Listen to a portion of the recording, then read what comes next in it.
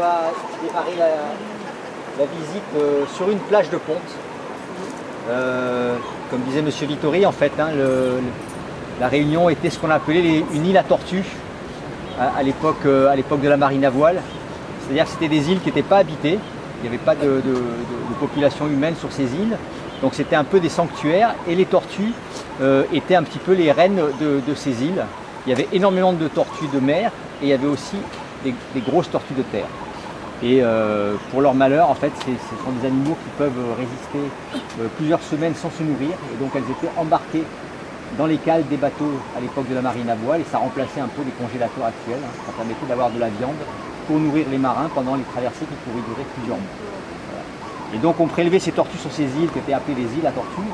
Et la Réunion, effectivement, avait été appelée l'île de la tortue parce qu'elle avait en plus, quand on arrivait du large, cette forme un peu particulière de volcan qui ressemble à une carapace de tortue qui dépasse de l'eau. Bon, en un siècle et demi, malheureusement, les tortues ont disparu parce qu'on les a beaucoup consommées. Et en plus, on venait les attraper, pour ce qui concerne les tortues de mer, au moment où elles montaient sur la plage pour se reproduire. Donc non seulement la pression a été forte, mais en plus on a bloqué la reproduction. Et donc en un siècle et demi, les tortues ont pratiquement disparu de l'île de la Réunion. La Réunion a eu 7 noms. Le premier, c'est Dina Morgani. Voilà. C'est les Arabes qui l'ont vu, parce que ça veut dire l'île de l'Ouest. En fait, il venait très certainement de l'île Maurice qui s'appelait Dina Arobi, qui veut dire l'île dévastée. Donc il est fort probable qu'ils aient été pris dans un cyclone et en ayant cap sur l'ouest, ils ont vu l'île. C'est pour ça qu'ici, le premier nom, c'est l'île de l'Ouest. Après, ça a été Santa Polonia par les Portugais. Après, l'île Bourbon. Après, Bourbon, l'île de la Réunion. Un très court temps, heureusement, Bonaparte. L'île de la Réunion. Ah oui, j'ai oublié un nom. J'ai oublié le England Forest, avant l'île Bourbon. Alors, les Mascareignes, c'est l'archipel. Voilà, tu voulais dire quelque chose sur les tortues? Non, mais notamment, comme l'avait souligné le guide, là, effectivement, quand on regarde la mise en place du peuplement à l'île de la Réunion, il figure effectivement les tortues. Les tortues qui étaient, hélas, une des nourritures importantes pour pouvoir justement faire vivre les habitants de la Réunion. On peut se rappeler de l'histoire des 12 mutins, où là on a laissé justement ces brigands soi-disant sur l'île, et lorsqu'ils sont revenus 3 ans après, ils se sont rendus compte que l'île était une île sur laquelle la vie était saine et surtout il y avait à manger, et notamment les tortues. Et il ne faut pas oublier non plus que dans la continuité de l'histoire de la Réunion, les tortues étaient effectivement aussi considérées comme un animal sacré, où beaucoup de marrons effectivement utilisaient ce mode de transport, où on voit dans les illustrations de l'époque le marron debout, assis sur les tortues, où c'était l'animal sacré avec lequel on continuait effectivement à pratiquer la religion, cette religion ancestrale. Vous verrez qu'on a sur Kélonia quelques spécimens de ces tortues éléphantines. Alors c'est pas l'espèce réunionnaise, parce que l'espèce de tortue de terre réunionnaise, qui était une cylindropsis, donc une tortue un petit peu allongée, malheureusement a disparu, je crois que c'est à la fin du XVIIIe siècle. Mais après ont été réintroduites depuis les Seychelles ou depuis Madagascar d'autres espèces de tortues. Et donc on retrouve maintenant dans les jardins à la Réunion la tortue radiata, la tortue rayonnée, qui est très très connue. On estime à presque plus de 50 000 le cheptel de tortue radiata dans les jardins à la Réunion.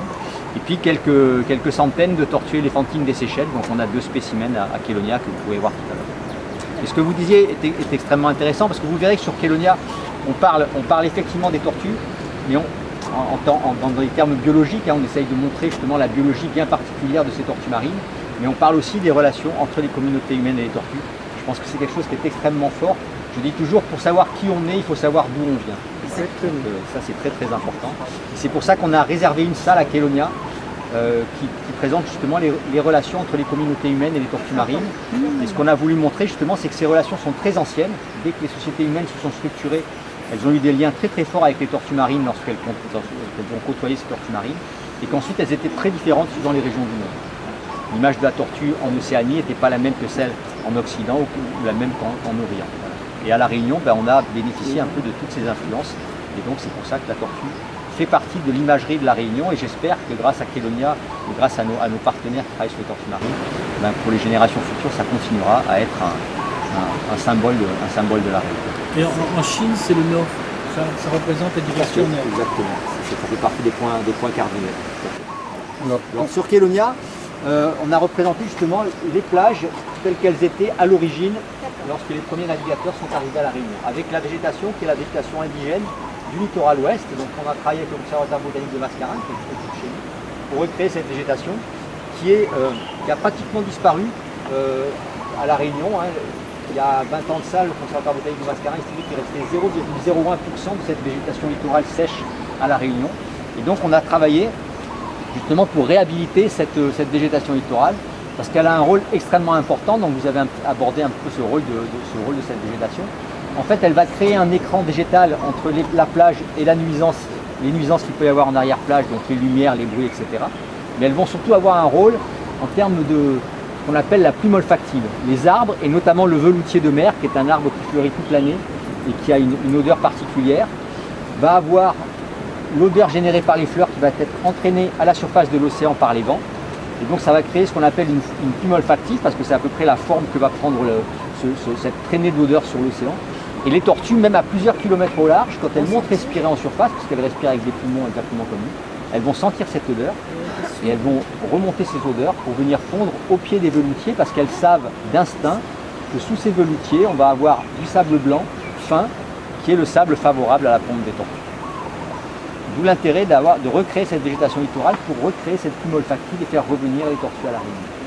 C'est un programme qu'on a commencé en 1999 et en 2004 et 2005, on a eu des tortues qui sont venues pondre sous les pieds de bois qu'on avait plantés devant Kélonia. À l'époque, c'était devant la ferme. On avait vu l'émission, c'était très émouvant. Voilà, tout à fait, effectivement. Moi, je me souviens de la première tortue qui est venue pondre. On était avec un collègue de Kélonia justement à surveiller la plage pour savoir si la tortue allait monter. Et on a vu la tortue sortir de l'écume pour venir pondre juste à côté de nous, et c'était vraiment un moment très émouvant. Alors depuis, parce que les tortues sont revenues pondre sous ces pieds de bois, donc les collectivités ont pris conscience qu'il y avait un intérêt justement à recréer ces végétations. Et là on a un programme actuellement qui est financé par les mesures compensatoires de la nouvelle route du littoral, donc un financement région, pour recréer sur 5 hectares à la Réunion cette végétation littorale. Donc on a commencé sur Saint-Paul avec les plages du Cap Laoussé. Ensuite il y a un projet sur la souris chaude et souris blanche du côté de Trois-Bassins. Et actuellement on travaille au niveau du cimetière de Saint-Leu. Donc au niveau du cimetière de Saint-Leu, on est en train de recréer cette végétation littorale. L'ONF intervient sur étang salé. Donc on espère comme ça recréer plus de plages favorables à la ponte et avoir plus de tortues qui viennent pondre à la Réunion. Je ne sais pas si vous savez combien de tortues viennent pondre à la Réunion en ce moment. Est-ce que vous avez une idée du nombre dit dans l'émission. Non, c'est une énigme. Deux. Il y a 2 femelles qui pondent à la Réunion. C'est ce que je disais. Une qui pond sur Saint-Leu et une qui pond sur Saint-Paul. Donc vous imaginez, c'est extrêmement fragile. Il suffit que ces 2 tortues croisent un bateau, malheureusement elles se fassent découper par les lignes de bateau, ou croisent un requin et se fassent manger par un requin, il n'y a plus de reproduction de tortues à la Réunion. Alors c'est peu, mais c'est mieux qu'il y a 50 ans, parce qu'il y a 50 ans ou même 30 ans, quand j'ai commencé à travailler sur les tortues à la Réunion, il y avait 0 tortue qui pondaient à la Réunion. Donc c'est un mieux, mais ça reste encore extrêmement fragile, d'où l'intérêt justement de mener des actions pour augmenter ce cheptel reproducteur à la Réunion.